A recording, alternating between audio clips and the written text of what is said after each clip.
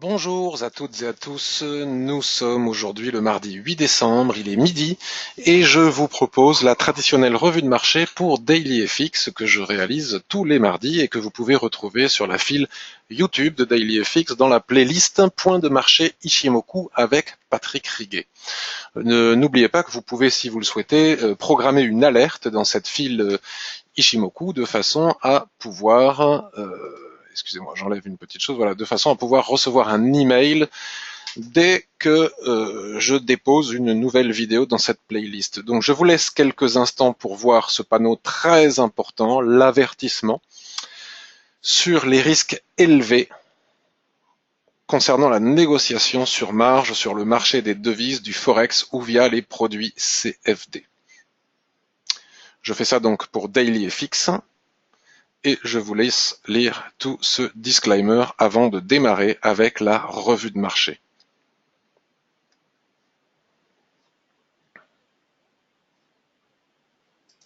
Bien, alors nous allons commencer par l'euro USD. Vous savez que chaque jour, je fais la quotidienne, j'écris la quotidienne Ichimoku que vous pouvez retrouver sur la page d'accueil de DailyFX, qui est quotidiennement publiée sur cette page d'accueil du site DailyFX, du forum DailyFX. Et donc nous avons vu en détail hier, j'ai fait une vidéo le lendemain de la BCE, que vous pouvez retrouver aussi sur mon blog ou sur YouTube, donc je vais vous montrer où est-ce que l'on peut trouver ceci. Voilà, tac, mon blog, Ichimoku Kinkoyo, voilà, analyse Ichimoku Trading, analyse euro-USB post-BCE.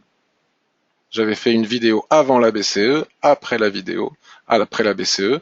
Donc voilà, vous arrivez ici, vous cliquez ici, ou si vous voulez aller la voir sur YouTube, vous cliquez dessous. Dessous, vous avez tous les commentaires des copains, du blog, tous les trades des uns et des autres. Voilà, on partage beaucoup sur ce blog Ichimoku, les formations Ichimoku, dans le cadre de mon partenariat avec FXCM. Vous avez aussi le forum Ichimoku, etc., etc. Sur la file DailyFX, consacré à l'Ichimoku, je réponds aussi à vos questions et je partage avec vous vos points de marché si vous le souhaitez. Donc nous avons vu hier que en partant d'une analyse hebdomadaire, ce qui n'était pas inintéressant étant donné la clôture hebdomadaire la semaine dernière post-BCE, voilà le drapeau baissier que nous avions eu la dernière fois, les prix suite à la déception de la conférence de Mario Draghi et une forte prise de bénéfices normale en fin d'année, on fait un chandelier extraordinaire ici qui est allé de 1,0550 jusqu'à 1,0982, 500 pips. En ligne droite, ils se sont arrêtés plus ou moins sur le seuil de la Tenkan qui est ici, qui pourrait être le prochain seuil, puis le prochain seuil pourrait être aussi le retest, puisqu'on avait baissé comme ça en ligne droite. On ne peut jamais baisser très longtemps lorsque les prix sont trop éloignés de la Tenkan-sen, comme ça on finit toujours par revenir à la Tenkan-sen, ou en tout cas on rentre en range pour que la Tenkan-sen revienne au prix. C'est une situation, c'est une anomalie. On ne peut pas baisser longtemps lorsque les prix sont loin de la Tenkan-sen. C'est une situation de surachat qui donc il n'est absolument pas nécessaire de vendre les accélérations baissières dans ce type de configuration. On peut aussi constater comme Shikuspan est venu rebondir ici sur la borne basse de ce drapeau baissier, c'est tout à fait intéressant. Et si l'on trace les Fibonacci depuis tout là-haut jusqu'à tout en bas, on constate comme toujours que le niveau des 0,50%, je vais le mettre en plus gros, puis je vais rajouter le niveau des 23,6. Tac, 23,6, et je vais mettre les seuils des Fibonacci un petit peu plus gros, comme ça, avec un peu plus d'épaisseur. On constate que le niveau de 50%, ici, attendez, je regarde si j'ai bien cliqué sur le bouton enregistrement, ouf, ça serait ballot que je raconte tout ça pour rien et que je doive recommencer. Le niveau de 0,50% de retracement de Fibonacci correspond toujours au plat Kijun. Et puis nous avons ici le niveau des 38,2 qui a été testé post-BCE. Regardez, on est venu tester au pip près le 38,2. Et donc j'avais dit dans la vidéo que je viens de vous montrer correspondant à la revue de marché post-BCE que très souvent, vraiment de façon très importante, dans une très importante quantité de cas, lorsque l'on vient chercher un niveau de Fibonacci, très souvent les prix aiment retracer sur le niveau précédent pour éventuellement le casser et revenir plus bas, ou souvent aussi pour prendre appui pour aller chercher le niveau suivant des 0,50%. Donc il est tout à fait possible, bien que tout cela reste absolument baissier, il ne serait pas du tout anormal qu'on ait un retracement de 0,50%, c'est-à-dire sur la Kijun qui se trouve ici et qui correspond pile poil à la borne basse de ce drapeau baissier. Tout cela est tout à fait possible. Mais ici et maintenant, où en sommes-nous? Donc si on bascule sur le daily, qu'est-ce que nous apporte le daily? Donc on va enlever, comme je l'ai fait déjà dans la vidéo, je voudrais pas me répéter puisque je l'ai déjà fait cette analyse, donc je vais essayer d'aller un petit peu vite.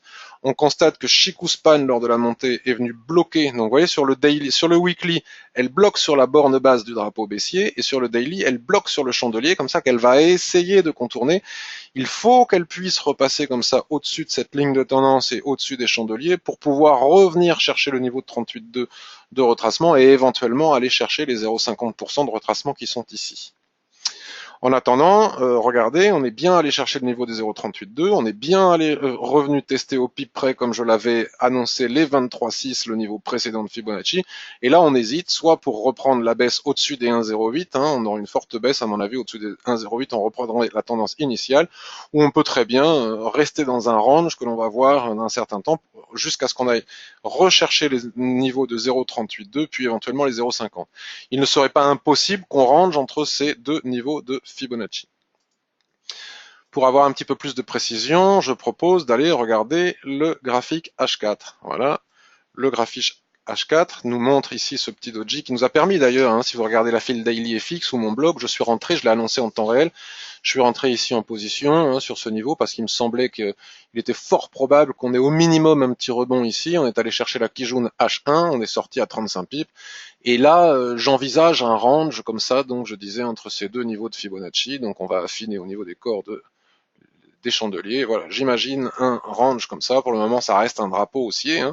Et on peut, ce drapeau peut être une zone de range. Nous aurions un 0,8 jusqu'à 1,0940 et en cas de cassure des 1,0980 qui sont donc les 38,2 de Fibonacci, nous pourrions envisager d'aller chercher les 0,50% de Fibonacci à 1,1115. À plus court terme, nous avons ici le plat Kijun, la Kijun qui s'y est mis totalement à plat, comme ça après ce twist, aligné à ce niveau de SSB complètement à plat. Donc nous pourrions envisager aussi, à plus long terme, pardon, je disais à plus court terme, mais un range qui soit un petit peu plus profond, voilà, avec les lignes de l'Ishimoku ici qui sont la zone d'équilibre de ce range après le twist. Et il n'est pas impossible qu'après ce début de phase haussière, on est rebondi ici, normal, c'est le niveau précédent de Fibonacci, et que l'on redescende. Donc si on casse les 1,08, le premier seuil que l'on puisse atteindre en intraday, c'est immédiatement dessous les 1,0755 qui correspond à ce plat Kijun aligné à ce plat SSB et qui est à la fois la zone d'équilibre de ce probable range. Donc il ne serait pas impossible que dans quelques jours on se retrouve à 1,0562 et qu'on fasse du range à l'intérieur de ce rectangle qui serait quand même un très joli range à trader en achetant les ressauts selon la technique que vous connaissez avec l'augmentation de volume ou en vendant les soulèvements. Mais enfin, en attendant d'en savoir plus, il faut quand même un petit aller-retour pour en avoir le cœur net. On a quand même des seuils intraday ici qui sont tout à fait intéressants. Regardez, le plan de trading est tout tracé, c'est relativement facile, il suffit d'attendre que ça se déclenche. On peut faire ça sur du 15 minutes par exemple. Si on bascule sur du 15 minutes, le nuage de l'Ishimoku est totalement à plat, donc nous avons une zone de range ici, vous voyez. C'est assez précis, donc là aussi on peut continuer à créer des plans de trading intraday, bim, voilà, étoile filante, ici on redescend, là on est en train de travailler la zone d'équilibre, donc c'est normal, ça travaille un petit peu.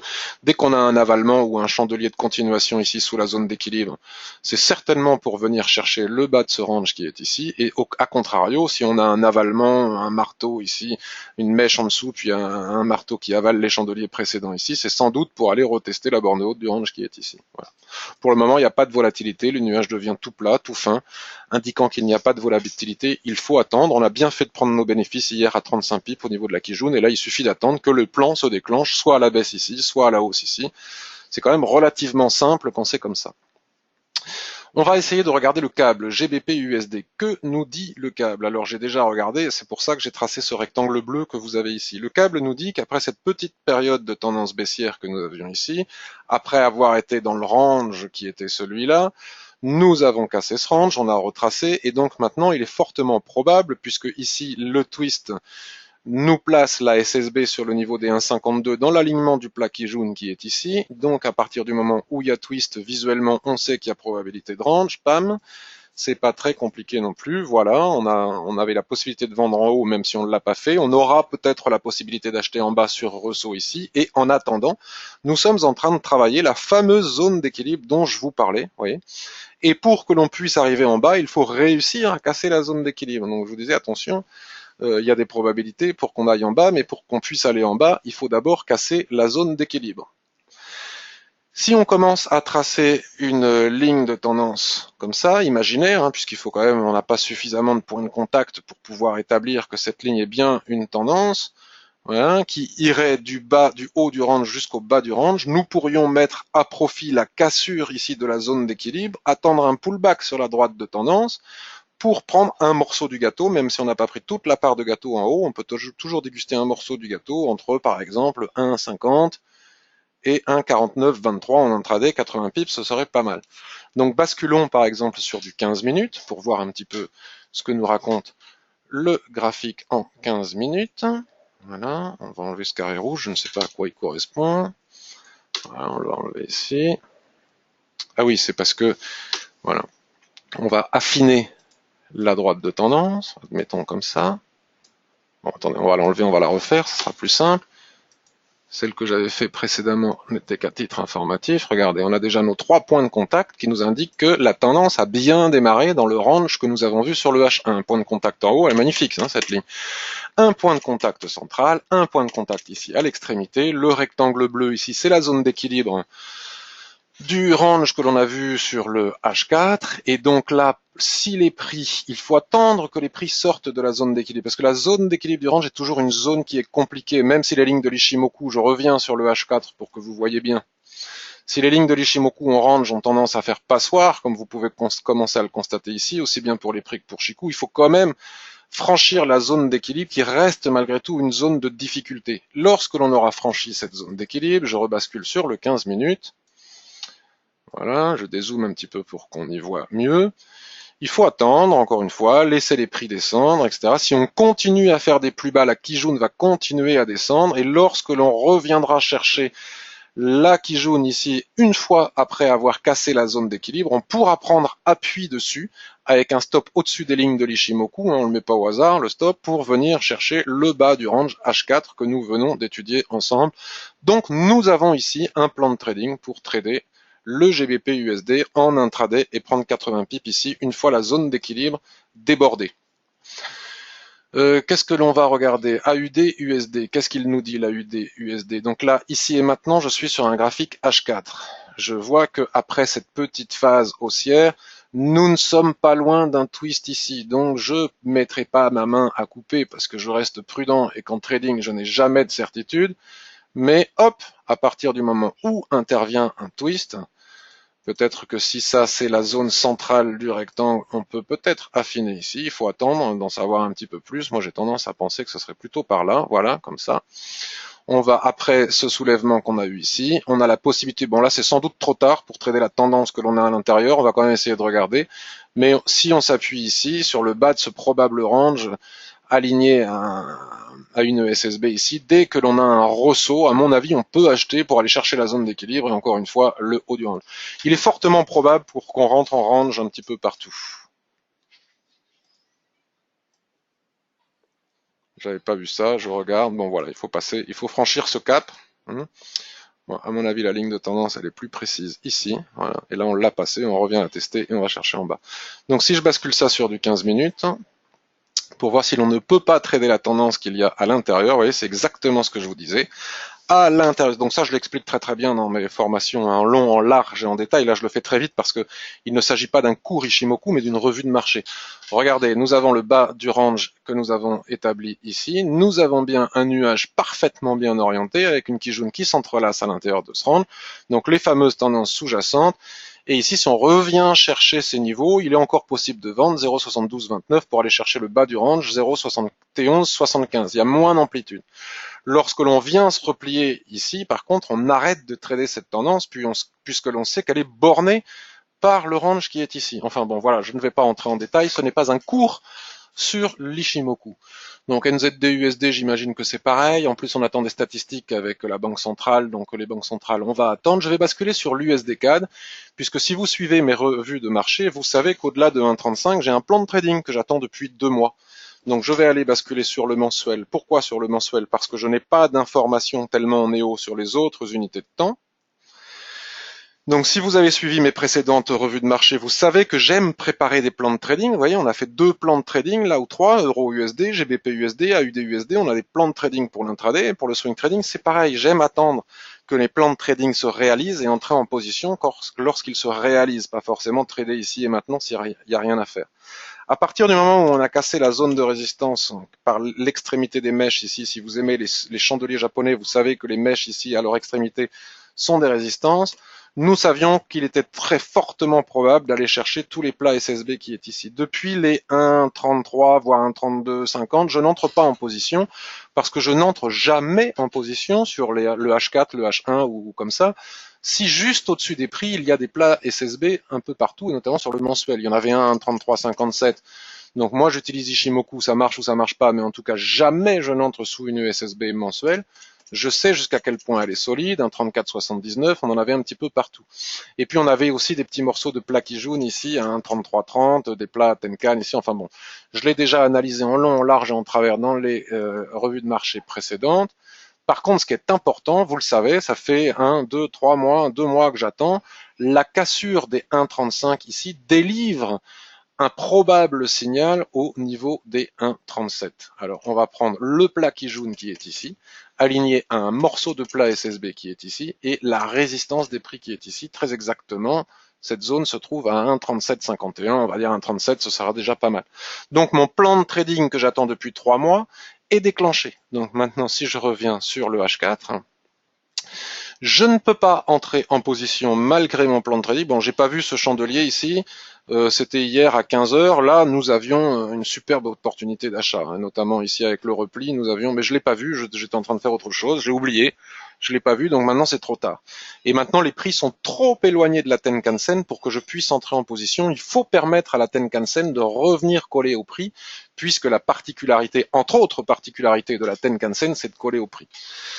Donc le range a été cassé, le nuage tout faible ici nous indique, tout fin nous indique un manque de volatilité. La volatilité est en train de reprendre, l'épaisseur du nuage nous l'indique. La tendance est en train de revenir haussière après la cassure de ce range. Donc je vais attendre un pullback plus ou moins sur cette zone, sur les 1,35. Il arrivera bien tôt ou tard, et puis sinon tant pis. Et puis je tenterai d'aller chercher les 1,37. Donc par exemple, si je bascule sur le 1 heure, je vois que la Kijun est en train de bien monter, le momentum est fort, vous voyez, elle est bien orientée, la Kijun. Il n'est pas impossible qu'après un probable essoufflement, là, vous voyez, les chandeliers japonais, on a une étoile filante, là on a une toupie, là on ne sait pas encore ce qu'on va dessiner, mais attention, il n'est pas impossible qu'on ait un essoufflement ici qui permette au prix de revenir chercher la Kijun, qui, si on n'arrive pas à faire de nouveau plus haut, va s'aplatir sur ce seuil pour me donner mon seuil d'achat sur repli au niveau des 1,35 pour aller chercher les 1,37. Voilà, tel est mon plan, mais vous le savez, ça fait longtemps que j'en parle, je n'ai plus qu'à surveiller que l'on ait bien le repli tel que je le souhaite pour pouvoir entrer en position. Le SP500, on ne va faire que regarder le H4 parce que c'est explicite. Nous avons ici un très joli twist, une faible volatilité. Attention, c'est dangereux de trader quand il y a une faible volatilité. Attention à la liquidité, au slippage, etc. Et cette zone, ce twist, nous indique un range parfait voilà, sur cette zone. Voilà. Donc là, ici et maintenant, on est au milieu du gué, il n'y a rien à faire. À surveiller les ressauts ici. Si accompagné de volume, on entre en position, on vise la zone d'équilibre, voire la borne haute du range. Donc si le SP500 est en range, forcément, le DAX l'est aussi. Donc je trace mon range grâce au nuage. Vous savez que le nuage est la feuille de route lorsque l'on utilise Ishimoku. Lorsqu'il est orienté, on cherche à faire des achats sur repli ou en cassure de nouveau plus haut. Lorsqu'il est orienté à la baisse, on cherche à faire des ventes sur repli ou en cassure de nouveau plus bas. Lorsque le nuage twist et qu'il se met à plat, cela veut dire que nous sommes en range et les prix traversent le nuage ainsi que Chikou d'une borne à l'autre du range, sans se soucier de savoir d'ailleurs s'ils passent par le twist ou par l'épaisseur du nuage, ça c'est que du pur hasard. Ce qu'ils font, c'est qu'ils vont d'une borne à l'autre. Bon, pour le moment, on est revenu chercher la zone d'équilibre ici, ça ne passe pas, ouais, celle dont je vous parle souvent. Il va falloir étudier ce qui se passe lorsque l'on va arriver sur cette zone. Si ça casse, nous verrons si nous pouvons atteindre des niveaux comme ça de support déterminés par les plats SSB ici ou les mèches de chandelier en intraday. Si on fait un ressaut, on peut re-entrer à l'achat pour viser la borne haute du range, mais c'est le SP500 qui va donner le ton et qui va nous indiquer quelle va être la suite du mouvement sur le DAX et sur le CAC. Voilà pour aujourd'hui, pour ces quelques paires. Je vous souhaite de passer une excellente journée. Je vous dis à bientôt sur mon blog. N'oubliez pas le partenariat avec FXCM si vous souhaitez faire des formations. La formation vous est offerte dans certaines conditions. Très bientôt, je vais mettre en ligne la formation totale à l'Ishimoku avec des centaines de graphiques, des heures et des heures de vidéos qui sera en ligne et que vous pourrez aussi obtenir gratuitement si vous ouvrez un compte avec FXCM dans certaines conditions. Voyez avec vos conseillers.